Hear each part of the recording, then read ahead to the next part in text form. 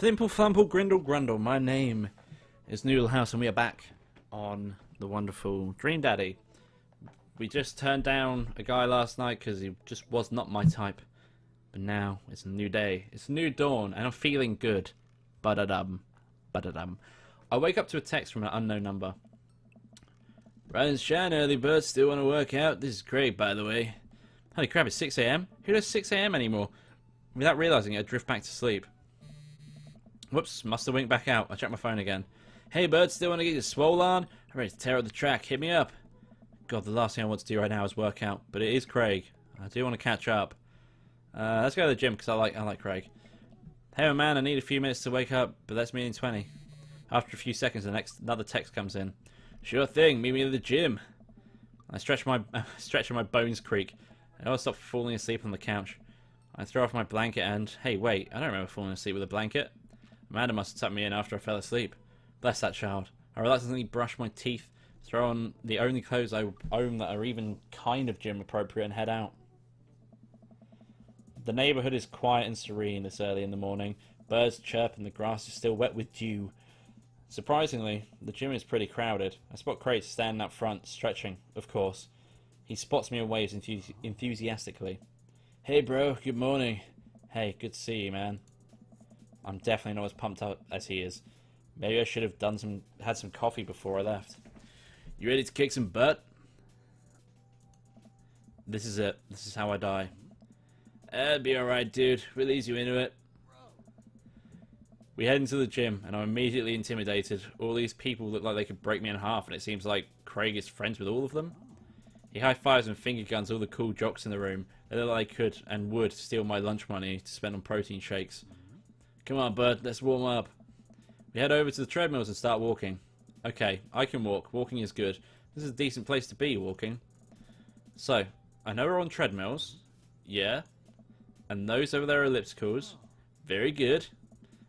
What is all this other stuff? Craig laughs. They might look a bit scary, but I guarantee that all of them serve a specific purpose for building muscle mass. I watch as a dude in the muscle T flexes a muscle I didn't even know existed on a machine that I think was once used to process grain into flour. What is that? Why is that guy doing that to himself? That's a good question, bro. What do you think he's doing? He's trying to crush people's skulls with his thighs, obviously. He's trying to make his thighs so strong he can crush people's skulls with them. Yeah, that's pretty much the only reason I work out. Oh no, Craig's turning up the speed. I better do the same. How long have you been doing this buff thing? A couple of years. And what do you do when you're not dadding or working or buffing? I coach my twin softball team. That still counts as both dadding and buffing. I keep busy. What do you do for fun? I love learning. I try to educate myself about the world around me. I'm like a sponge for knowledge, soaking up all the intellectual content. You know, history, the paranormal, wilderness survival, aliens, mostly those things. So you watch the History Channel too, huh? Yes. We're jogging now. Oh god, we're jogging now. I look over to Craig, who hasn't even broken a sweat. How is he doing this so effortlessly? I'm dying. I can feel my life force draining through every orifice of my body. Hey, remember my fish died in college? No, I don't like this story. Oh my god, is he really bumping up the speed again? I guess I better do it too. Oh, this is fast. This is very fast. And we were at the party, and you vowed to make me feel better. You tell me to create a distraction, so of course to do a sick keg stand and get everyone cheering. And then I try to steal a fish from the fish tank at the party with my bare hands like an idiot. And then you drop the fish and it's flopping around and you panic, so you run up to me post-keg stand with a dying, dirty fish in your hands that you scooped up over the ground and you're yelling at me that we have to leave. So we're running out of a frat party with a fish and trying to give him mouth-to-mouth resuscitation. And we get him home, give him some bowl of water, but the prognosis was grim. And the next day he's alive and well. They never did catch the great fish thieves of the Grand Ridge U. And they never will. I shoot off the end of the treadmill and crash into the wall. Jesus, that hurts. Dude, bro, are you okay? Craig offers me a hand and looks over my injuries. I'm fantastic. I managed to stand up and rub my back. Doesn't hurt now, but I'm sure it will later. You don't have to push yourself like that. Always know your limits. Well, I think I might call our gym adventures here. You sure? Yeah.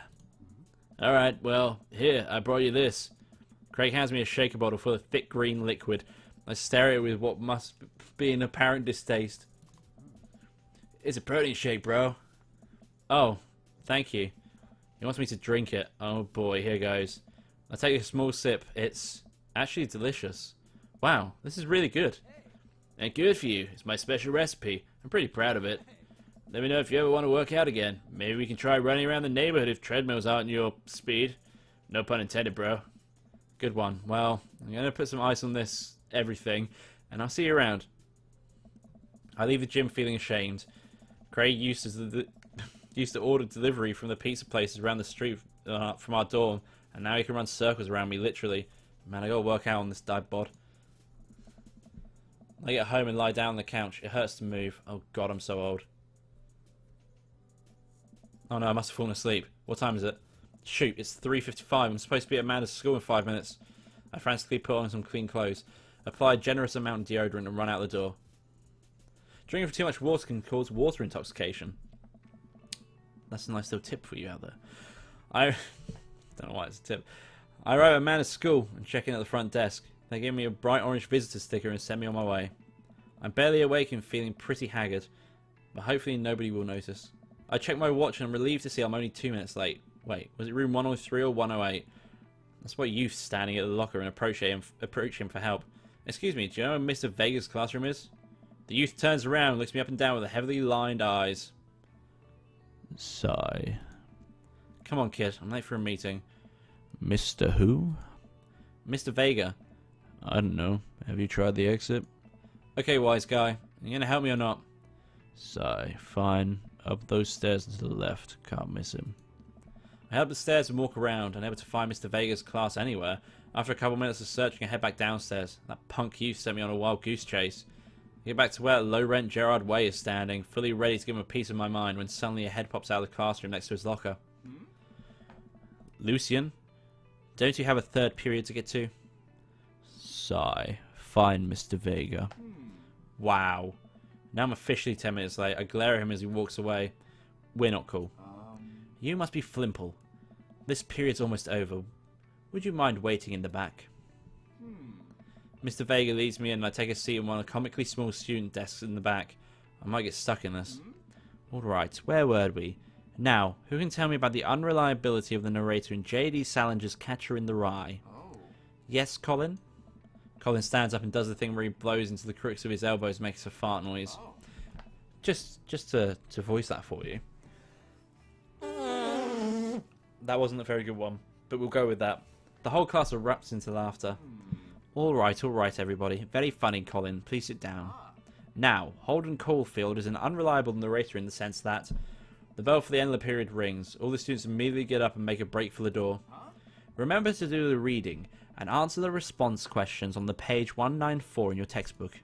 Nobody's listening. Or not, I guess. Mr. Vega turns to me and sighs. Middle schoolers, right? Don't you teach high schoolers? Both, you know. Budget cuts. Right. Thanks so much for coming in. No problem, Mr. Vega. Please, call me Hugo. I don't normally do these impromptu parent-teacher meetings, but as I'm sure you know, Amanda's a very bright student, and I'm concerned about her recent behaviour. What's going on? Amanda has never been the most engaged student, but I know she cares. Recently, though, she's been falling behind. She's not completing assignments and has been doing rather poorly in tests. I normally chalk this up to senioritis, but this is strange. I thought Amanda always shared everything with me. It hadn't even crossed my mind that something might be wrong. I just wanted to ask, is everything okay at home? Well, we just moved recently, but it was only the other side of town, and Amanda's more excited than I was. See if you can talk to her about it. I know she values you a great deal and would appreciate your guidance if she keeps heading down this road. I know how important art school is to her, and I'd hate to see her miss out on scholarship money that she clearly deserves. I'll make sure to talk to Amanda. Thanks for letting me know, Hugo. Anytime. On my way out, I stop, thinking for a moment. I turn to Hugo. Hey, Hugo? Yes? They ever catch that rye? Yes. That's quite a good joke. Really bad pun. I like it. I leave the classroom and we make our way out of the school. I've got hiccups. I'm still a little bit in shock that Amanda was able to hide this so well from me. She's always been such a force of positivity in my life, especially after we lost her mother. Amanda must have done with classes for that day by now. I'm sure she would appreciate a ride home, and maybe I can talk to her about what's going on. I pull up on the carpool, and Amanda hops in this passenger seat. So, do you have fun gossiping about me? Mr. Vega and I actually just gossiped about our celebrity crushes. So you talked about Mario Battley all the time? It was a very productive meeting.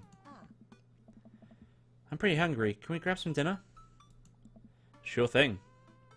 Let's go to the small mall court. The words that were on the screen just then. Does that sound good to you? Yeah, sure. Why the mall?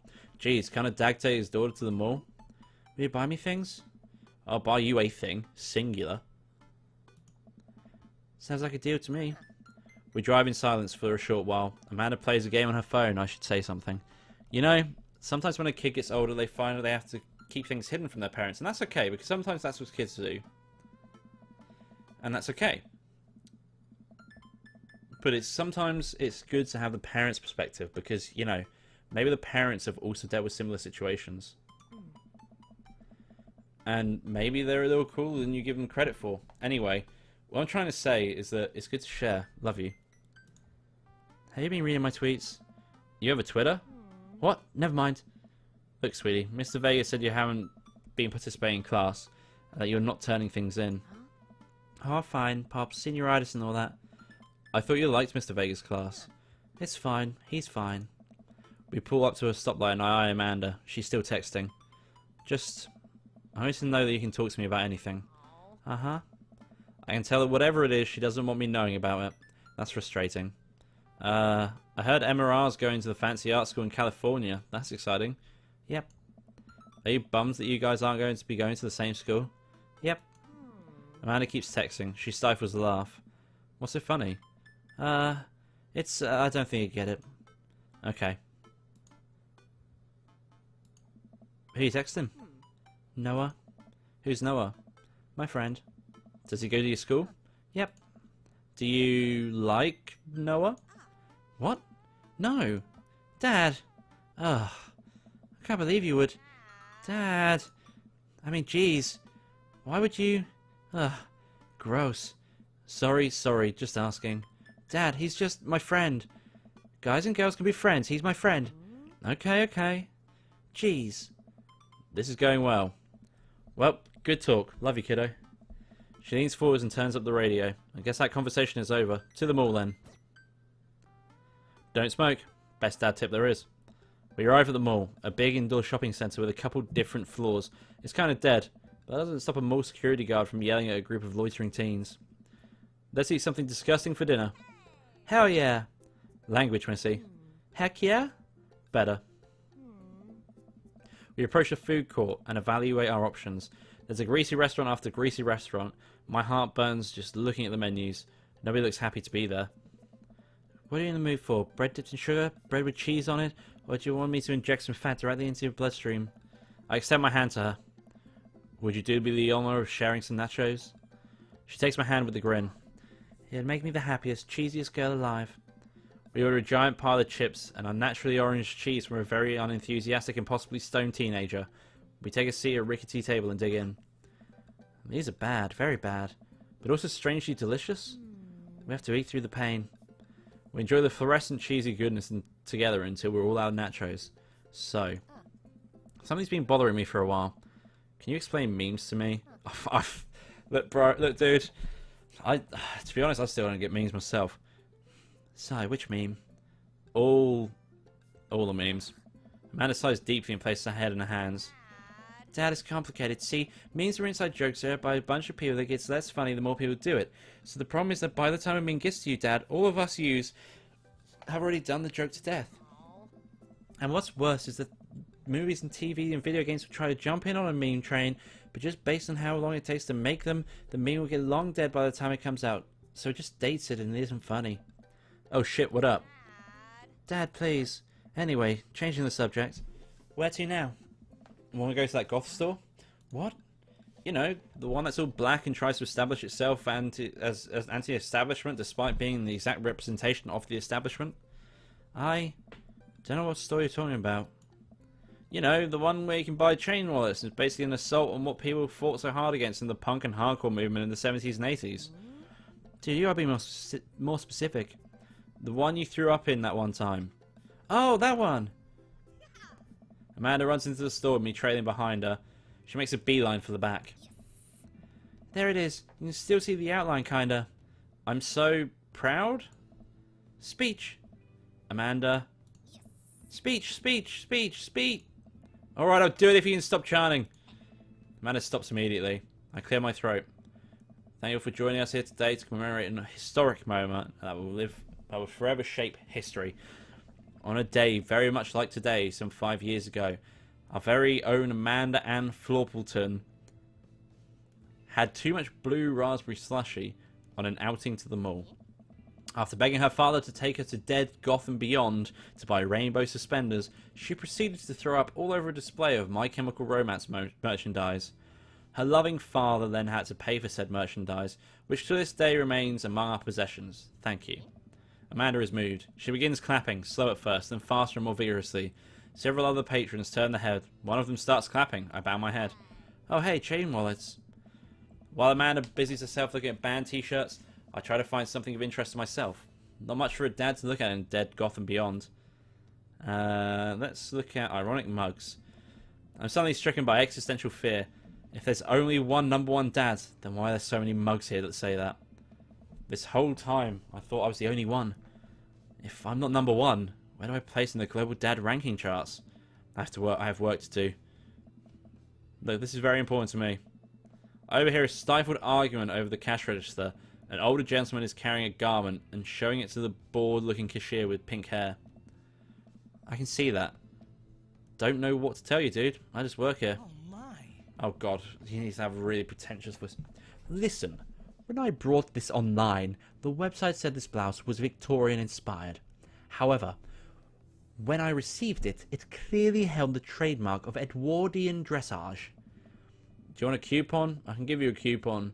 Will you leave if I give you a coupon? Is there a manager present? People have to know what they're buying. I am the manager. I see, but it would seem that I have outstayed my welcome. Good day, shopkeep. Your superiors will receive a strongly worded letter by post. Whatever, dude. The man whirls around and storms out. His literal coattails trailing behind him. I can't tell if they're Victorian-inspired or Edwardian in nature. Amanda trots up to me with a t-shirt in her hand. Oh boy, here it comes. Hey, Dadtron 5000. Yes, I'll buy it for you. Wow, that was easy, thanks. At least it's only one this time. Amanda plops the shirt onto the counter and grins at the cashier. I love your hair. The cashier says nothing and rings Amanda up, radiating hatred. I hand her a 20. So what was that guy's deal? The cashier rolls her eyes so hard I'm worried she'll pull something. That's Damien. He's here all the time. He's obsessed with Victorian fashion or whatever. She hands Amanda her bag and it's clear the conversation is over. We make our way out of the store and head home to get some rest. Amanda and I sit on the couch, trying to find something to watch over bowls of ice cream. Oh cool. Long haul paranormal ice road ghost truckers is on. Your favourite, right? Oh hell yes.